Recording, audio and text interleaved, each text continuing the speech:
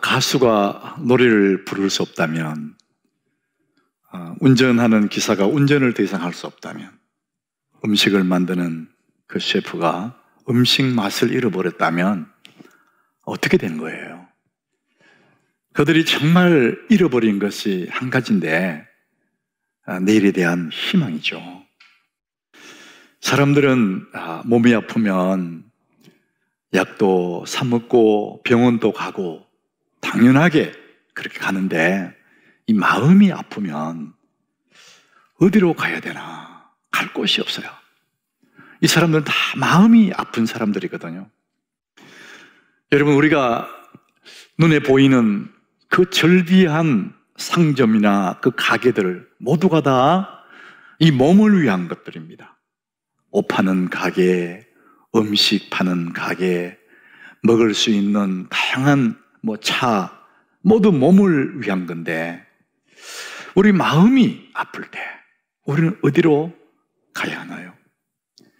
자, 그래서 그 아픈 마음을 그저 방치해버리면 괜찮은 것 같은데 심각한 후유증을 앓게 되는 것이 우리 사람이거든요.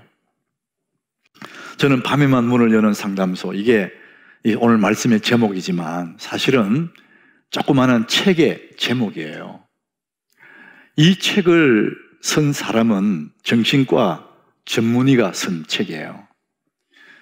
도시 속에 살아가는 사람들, 저마다 가면을 쓴 것처럼 웃고 신사로 숙녀로 살아가지만 뭔가 가슴 한켠에 맺혀 있는 것들 때문에 낮에는 차마 이 정신과 이 클리닉에 올 수는 없어서 밤이 되면 사람들의 눈을 피해서 골목 어귀에 있는 이 밤에만 문을 여는 마음 상담소로 온다는 거죠. 그 책에 보니까 이 상담소 이름이 아울 클리닉 이렇게 됐어요. 이 클리닉, 아울 클리닉, 이 부엉이는 밤에 움직이지 않습니까? 그 부엉이 이름을 따서 아울 클리닉 이렇게 해서 수많은 다양한 사람들의 마음이 아파서 삶의 희망이 생기지 않고 좌절하는 사람들이 그 밤에 이 마음 상담소에 온다는 거죠. 그 책에 젊은 아주 아름다운 아가씨 하나를 소개를 해요. 너무나 뛰어난 미인이랍니다. 몸매도 너무 괜찮고 피부도 깨끗한데 투명할 정도로 깨끗하다 그래요. 얼마나 피부가 깨끗했으면 투명하다 그럴까, 이런 생각이 들었어요. 근데 그 하얀 피부 위에 이 자상의 흔적이 더덕더덕 붙었다는 거예요. 죽으려고 더 이상 살고 싶지 않아서 이 손목을 그은 거예요. 하도 많이 그어가지고 흔적이 더덕더덕 했다는 거예요. 그렇게 곱고 아름다운 그 맑고 고운 그 아가씨가 왜 자꾸만 이 손목을 그을까? 겉으로는 멀쩡한데 마음의 병을 앓고 있는 것이죠. 저는 오늘 우리 하나님교회 성도들에게 이 말씀을 나눌 때 이 사람들이 특정한 사람이 아니라 우리가 바로 나구나, 내가 그런 사람이구나 이 느끼게 될 것이고, 오늘 함께 말씀 나누는데 여러분 마음속에 주님이 찾아오시는 것을 느끼게 될 거예요. 여러분의 마음에 큰 하나님의 위로하심과 치유하심이 넘치기를 주님 이름으로 축복합니다. 이 밤에만 문을 여는 마음 상담소, 오늘 요한복음 3장에 1절에 니고데모라는 사람이 등장을 해요. 바리새인 중에 니고데모라는 사람이 있으니 유대인의 지도자다. 이 사람은 바리새인이라는 거죠. 여러분, 바리새인 그러면은 그 시대에 굉장히 존경받는 사람들이에요. 종교의 지도자들이고, 또 이 사람은 유대인의 지도자다 그렇게 말합니다. 이 사람은 사내들인 공회, 요즘 말로 하면은 국회의원이에요. 그러니까 가질 거 다 가지고 명예도 누리고 힘도 가지고 있는 이 사람입니다. 근데 이 사람이 어느 날 예수님을 찾아오는데 2절에 보니까 이 사람이 밤에 예수께 왔다는 거예요. 낮에는 못 오고 밤에 왔다는 겁니다. 이 사람은 가질 것 가진 사람이고 배울 것 배운 사람이고 명예도 가진 사람인데 왜 밤에 예수님을 찾아올까? 우리는 알 수는 없지만 이 사람의 마음속에 자신만의 남들에게 말하고 싶지 않는 자기만의 사연을 가지고 있는 것이죠. 그러니까 아무도 없는 밤에 사람들 모르게 조용히 은밀하게 예수님을 찾아온 것이죠. 우리는 이 3장에서 니고데모가 예수님을 찾아오는 것을 보지만 4장에 가면 사마리아 여자가 예수님을 찾아와요. 우물가에 있는 예수님 곁에 오는 거죠. 이 여자는 정오에 태양이 막 내리쬐는, 그래 사람들이 더워서 아무도 움직이지 않는, 아무도 없는 정오에 혼자 외롭게 우물가에 와요. 마음의 목마름을 가지고 자기 나름대로의 사연을 가지고 아무도 모르게 예수님한테 오는 거죠. 우리는 모두 마음 한켠에 사연을 가지고 있는 사람들이에요. 여러분 여기 이렇게 앉아있지만은 학생들은 학생대로 사연이 있어요. 주부는 주부대로 말 못할 나만의 사연이 있는 것입니다. 직장인들도 마찬가지. 그래서 우리는 그 사연, 마음 아픈 그 사연을 가지고 우리는 어디로 가야 되냐. 몸이 아프면 약국도 많은데 병원도 많은데 내가 마음이 아플 때 이 사연을 가지고 내가 어디로 가느냐 이거죠. 그래서 예수님이 그 많은 사람들의 그 많은 사연을 수고하고 무거운 짐이다 이렇게 표현을 했어요. 이 땅에 사는 사람 치고 수고가 없는 사람이 없고 무거운 짐이 없는 사람이 없어요. 우리는 모두 수고하고 무거운 짐을 진 사람들입니다. 사연을 가지고 있는 사람들이라는 것이죠. 자, 그래서 우리는 내 속에, 겉으로는 멀쩡하지만 내 속에 또 숨어있는 나, 또 다른 사람, 내가 있다는 것이죠. 우리는 이것을, 이 삼성병원 정신건강의학과의 유범희 교수가 그림자 아이가 울고 있다 이렇게 책을 썼어요. 나도 나고 내 속에 그림자 아이가 있다는 거예요. 나의 그림자, 어린아이.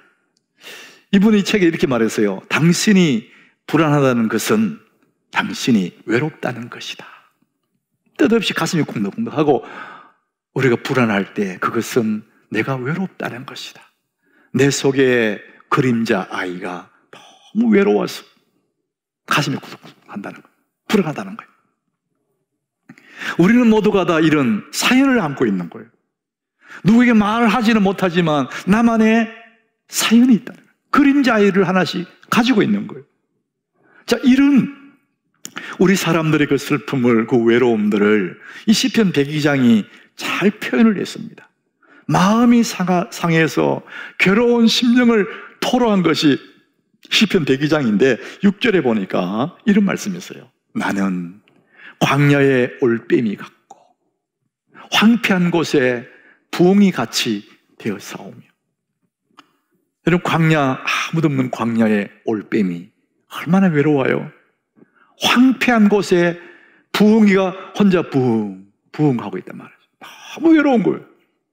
그 다음 7절에 보니까 내가 밤을 새우니 지붕 위에 외로운 참새 같은 이다. 그 정상이 뭐냐? 자기의 그 마음의 느낌이 지붕 위에 외로운 참새라는 거예요. 밤은 되었는데 참새가 날아갈 것도 없고 지붕 위에서 혼자 외롭게 울고 있다는 거예요. 여러분, 이런 마음의 정상들 사람들은 다 느끼고 살아요. 근데 대수롭지 않게 괜찮겠지 지나가는 겁니다. 이 마음이 상한 사람들, 이 마음의 감기가 들었을 때 정상을 이 시편 102장 4절에 이렇게 말을 해요. 내가 음식 먹기도 잊었으므로. 마음이 상한 사람, 마음이 슬프면, 마음이 병이 들면 가장 먼저 정상이 음식 맛이 없어요. 뭘 먹어도 맛이 없어요. 그러니까 입맛을 잃어버리는 거예요. 그 다음에는 내 마음이 풀과 같이 시들고 말라버렸사오며, 그 마음이 풀같이 시들어버렸어요. 다 말라버렸어요. 무력감, 절망감, 의욕이 상실돼 버려요. 풀같이 다 말라버렸어요. 뭘 좀 하려고 하는 열정이 사라져버린 거예요. 이게 마음의 감기를 앓는 사람들의 정상이에요. 9절에 보니까 또 이렇게 말합니다. 나는 죄를 양식같이 먹는데 나는 눈물 섞인 물을 마셨다. 너무 슬프다는 거예요. 우울하고 캄캄한 우울함이 나를 확 내려덮는 같이 나는 죄를 양식같이 먹고 눈물 섞인 물을 마셨다. 겉으로는 웃는데 내 속이 그렇다는 거예요. 여러분, 왜 이렇게 됐을까? 왜 우리가 이렇게 살아갈까? 우리는 내 속에 있는 나에게, 내 속 사람에게, 내 마음에게 관심을 두지 않았거든. 이 몸을 위해서는 옷도 입고 음식도 먹고 몸은 잘 챙겼는데 우리의 마음은 돌보지 않았어. 팽개쳐버린 거예요. 그러다 보니까 괜찮겠지 했지만은 세월이 가도 여전히 뜬모를 슬픔이 있고 외롭고 괴롭고 땅거미가 짙어오면 서럽고 그렇게 되는 거예요. 자, 우리는 어떻게 하면 이것을 회복할 수 있을까? 저는 여러분에게 말씀합니다. 이사야 43장 1절 우리 같이 읽어보겠습니다. 야곱아, 너를 창조하신 여호와께서 지금 말씀하시느니라. 이스라엘아, 너를 지으신 이가 말씀하시니라. 너는 두려워하지 말라. 내가 너를 구속하였고 내가 너를 지명하여 불렀나니 너는 내 것이라. 우리 한번 따라합시다. 너는 내 것이라.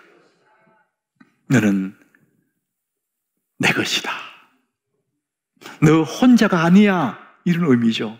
너는 내 것이라. 내 소중한 아이다. 소속감을 말하는 거예요.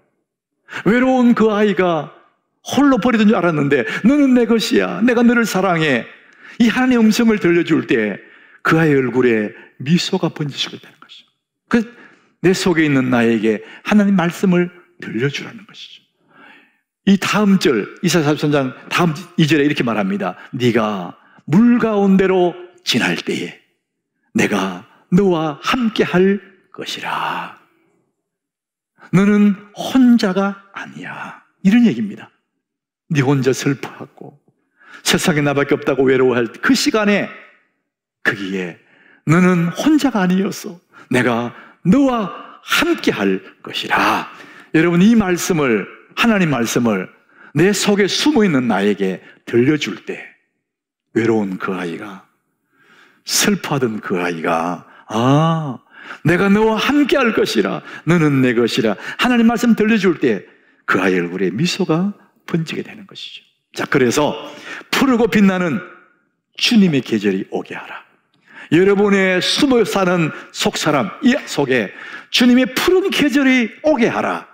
여러분, 이것은 여러분의 몫이에요. 버려두고 관심 갖지 않고 방치하면 메마른 사막이 되어버리는 거예요. 그런데 우리가 내 속에 숨어 사는 그 사람에게 하나님 말씀을 들려주고 내가 애를 쓰고 노력하면 푸르고 푸른 주님의 숲이 내 속에 이루어지는 것입니다. 여러분, 오늘 여러분 영원한 인생에 본 푸르고 푸른 주님의 계절 여러분 마음속에 임하시기를 주님 이름으로 축복합니다. 제가 오늘 세 가지를 말씀드릴 거예요. 첫 번째는 요한복음 3장 3절이에요. 우리 같이 읽어봅니다. 예수께서 대답하여 이르시되 진실로 진실로 내게 이르노니 사람이 거듭나지 않으면 하나님의 나라를 볼 수 없느니라. 우리 예수님이 진실로 거듭 두 번 강조한 다음에 네게 이르노니, 이 네가 누구냐? 니고데모입니다. 니고데모는 성공한 사람이에요. 가진 것 가진 사람이에요. 세상적으로 잘난 사람입니다. 그런데 그 니고데모를 향해서 네게 이르노니 사람이 거듭나지 아니하면 하나님 나라를 볼 수 없다, 이렇게 말씀하시는 거예요. 그 얘기는 무슨 말이냐? 아무리 똑똑하고 잘나고 많은 것을 가졌다 할지라도 거듭나지 아니하면 그 사람은 아무런 의미 없는 삶을 산다는 거예요. 그 가장 중요한 첫 번째가 거듭남이죠. 그 니고데모에 그 얘기한 거예요. 그랬더니 니고데모가 정신이 하나도 없는 거예요. 아니 어떻게 두 번 납니까? 엄마 뱃속에 들어갔다가 다시 나와야 됩니까? 이해가 안 되는 거죠. 자, 그럴 때 예수님이 대답하셔요. 5절 예수께서 대답하시되 진실로 진실로 네게 이르노니 사람이 물과 성령으로 나지 아니하면 하나님 나라에 들어갈 수 없느니라 이렇게 말합니다. 또 어려운 얘기 하는 거예요. 어떻게 납니까? 물었더니 사람이 물과 성령으로 나지 아니하면 하나님에 들어갈 수 없다 이렇게 말합니다. 이 물과 성령, 우리는 익숙한 말씀이지만 이게 굉장히 해석이 많거든요. 딱 머리에 와닿지 않습니다. 어떻게 두 번 날 수 있느냐? 물과 성령으로 난다 이렇게 말씀하시는 거예요. 그런데 베드로전서 1장 23절에 이것을 정확하게 말합니다. 너희가 거듭난 것은 썩어질 씨로 된 것이 아니요 썩지 아니할 씨로 된 것이니 살아있고 항상 있는 하나님의 말씀으로 되었느니라. 자, 우리가 거듭나는 것이 하나님 말씀인데 이 말씀은 씨라 그래요. 씨, 썩지 않을 씨. 그 씨가 내 속에 들어오면 이 씨가 떨어져서 나로 하여금 거듭나게 한다는 겁니다. 그래서 하나님 말씀이 우리를 거듭나게 한다는 거예요. 그 말씀이 내게 들어오면은 그게 성령의 역사에서 우리를 거듭나게 만든다는 것입니다. 자, 그래서 여러분 말씀을 듣다가 자기도 모르게 거듭나는 것입니다. 이미 거듭난 사람들은 말씀을 듣다가 그 말씀의 씨가 계속 내 속에 떨어지면 내가 계속 그 말씀을 듣다가 나도 모르게 어느 날 내 속에 푸른 주님의 숲이 이루어지는 것입니다. 여러분 하나님 말씀을 믿음으로 잘 받으시기를 바랍니다. 말씀을 듣고 받고 묵상할 때 주님의 숲이 내 속에 이루어지는 거예요. 자, 두 번째 시편 102장 오늘 1절입니다. 우리 같이 한번 읽어보겠습니다. 여호와여 내 기도를 들으시고 나의 부르짖음을 주께 상달하게 하소서. 자, 우리 기도 얘기하는데요. 우리 흔히 기도 그러면은 하나님 내게 뭘 해주십시오. 어떤 요구를 얘기하는 겁니다. 내 병 낫게 해주시고 우리 남편 승진하게 해주시고 우리 아이 좋은 짝을 만나게 해주십시오. 이게 보통 우리 기도라 그래요. 그런데 오늘 이 1절에 하는 이 기도는 정말 중요한 기도입니다. 뭘 요구하는 게 아니에요. 뭘 기도할까? 이게 가장 기본이고 가장 중요한 기도인데 2절에 이렇게 말합니다. 나의 괴로운 날에 주의 얼굴을 내게서 숨기지 마소서. 내 괴로움을 제해달라는 것이 아니고 내 아픔을 없애달라는 것이 아니라 주의 얼굴을 숨기지 마십시오. 나는 주님의 얼굴만 보면 살 것 같습니다. 주님 얼굴을 보여달라는 거예요. 그러니까 주님 얼굴을 사모하는 그 기도입니다. 우리 그리스도인들이 하나님의 얼굴을 볼 수 있다면 하나님 얼굴을 그 보는 순간에 그 고난이나 아픔이나 그게 문제가 되지 못합니다. 여러분 어린아이가 엄마의 얼굴을 보는 순간에 이 아이는 활짝 웃지 않습니까? 모든 걱정이 잊어버리죠. 엄마의 얼굴을 보는 순간에 아이는 행복한 거예요. 우리 그리스도인들이 하나님의 얼굴을 보는 순간에 세상의 걱정, 근심 그것이 아무런 문제가 될 수 없습니다. 우리가 기도한다는 것이 하나님의 얼굴을 구하는 것입니다. 여러분 하나님의 얼굴을 보는 순간에 그 서러움들이 그 슬픔들이 외로움들이 순식간에 사라져버리는 거예요. 야곱 강변에 야곱이 그런 사람, 죽을 것 같은 그 밤에 하나님의 얼굴을 만나지 않습니까? 아직은 문제 해결되지 않았지만 분위를 지날 때, 그 분위를 하나님의 얼굴이거든요. 하나님의 얼굴을 지날 때에 해가 돋았어. 찬란한 영광의 아침이 다가와. 아직은 문제가 해결되지 않았어요. 그런데 하나님 얼굴을 보는 순간에 빛나는 태양이 솟아오고 가슴에 소망이 살아나는 하나님의 얼굴. 여러분 내 속에 울고 있는 그 아이가, 슬퍼하고 외로워하는 내 속에 있는 그 사람이 하나님의 얼굴을 보는 순간에 환한 미소를 짓게 될 줄로 믿습니다. 깊은 상처를 치유하시는 하나님, 거기에 믿음의 연상법이라는 것을 얘기해요. 사람은 정말 특이하게 동물과 다르게 상상력을 줬거든요. 그래서 이 상상력 하나님 주신 건데 믿음의 연상법이라는 거예요. 그래서 그걸 기도할 때에 믿음으로 연상하는 거예요. 내가 오늘 여기 있지만 믿음으로 연상합니다. 아, 하나님 얼굴이 여기 보이시는구나. 하나님의 손이 여기 계시는구나. 연상하면서 기도한다는 거죠. 자, 그럴 때 얼마나 우리 속에 위로가 되고 힘이 되는지 모른다는 것이죠. 사연을 가지고 그냥 비가 내리는 흙탕물에 쫓겨난 그 어린아이가 바들바들 떨고 슬프고 힘겨워하는 거기에 믿음의 연상법으로 예수님이 너 옆에 있었어. 네 혼자가 아니야. 예수님이 계셨다고 알려줄 때 그 아이는 더 이상 슬프지가 않습니다. 주님 손을 잡고 활짝 웃게 되겠죠. 우리가 수많은 삶의 여정 속에 힘겹고 외롭고 혼자 눈물의 밤을 보냈다 할지라도 여러분 그때에 그 속에 주님이 함께 계셨음을 믿으시기를 바랍니다. 주님이 분명히 거기 계셨거든요. 우리가 연상을 못해서 그렇지 주님이 함께 하시거든요. 내가 너와 함께 있겠다. 네가 불 가운데로 지날지라도 내가 너와 함께 한다 그러잖아요. 여러분 주님 우리와 함께 하십니다. 믿음의 연상법이 그런 것입니다. 우리 기도할 때 주님이 지금 내 곁에 계시고 기도할 때 주님이 그 얼굴을 내게 비추시는 걸 바라볼 때 우리 아이의 손을 잡으시는 그 주님을 연상해 갈 때 우리는 울고 있는 내 마음에 있는 그림자 그 아이가 활짝 웃는 것을 우리 또 연상할 수가 있는 것이죠. 자, 세 번째, 푸르고 푸른 주님의 계절이 내 속에 이루어지기 위해서 골로새서 2장 6절입니다. 우리 같이 읽어봅니다. 그러므로 너희가 그리스도 예수를 주로 받았으니 그 안에서 행하되. 자, 여러분의 말씀 보십시오. 그러므로 너희가 그리스도 예수를 주로 받았어. 주님 내 주님이십니다. 예수님 나의 주님입니다. 받았어요. 자, 그럼 어떻게 되느냐? 우리는 이제 그 안에서 사는 거예요. 그 다음 절 7절에 보니까 그 안에 뿌리를 박으래요. 흔들리지 말고 그 안에 뿌리를 박으랍니다. 여러분 그 안에 그가 누굽니까? 예수 그리스도지 않습니까? 예수님 안에 뿌리 박는다. 이게 어떤 의미예요? 우리 삶에 적용해 보면은 예수님 안에 뿌리 박는다. 어떤 의미입니까? 예수님이 이 교회는 예수의 몸된 교회입니다. 그래서 이 교회에 뿌리 박는다. 우리는 그렇게 적용할 수 있습니다. 더 이상 흔들리지 말고 교회에 심기는 거죠. 여기에 뿌리를 박고 우리는 이제 어떻게 합니까? 믿음 위에 굳게 서서 감사함을 넘치게 하는 거예요. 우리 할 일은 딱 그거밖에 없어요. 그 안에 뿌리 박고 감사함을 넘치게 하는 거예요. 이게 그리스도인의 삶이라는 것입니다. 여러분 입술에 하나님 감사합니다. 이 감사할 때마다 내 속에 어두운 그림자가 하나씩 하나씩 벗겨지는 거예요.